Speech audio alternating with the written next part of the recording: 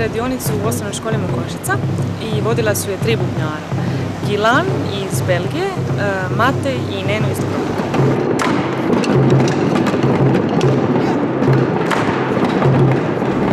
Nama kao udruzi jako puno znači kad sudjeluju mladi ljudi u svemu tome, učenici, studenti i ostali koji se i mladima osjećaju. Na početku kad smo počeli organizirati festival pitali smo se kako da to napravimo, kako da organiziramo. I onda smo pomislili šta da idemo do njih, da ih vučemo. Onda smo mislili pa da, zašto ne, to je dobro. Dakle, budžet nije veliki i nije dozvolio puno, sva radna snaga je volonterska, ali onda smo se sjetili pa možemo pitati sponzore da nam pomogu. Tako je danas pomogla Debona Consulting. Da vidimo ko će izdržati brzinu.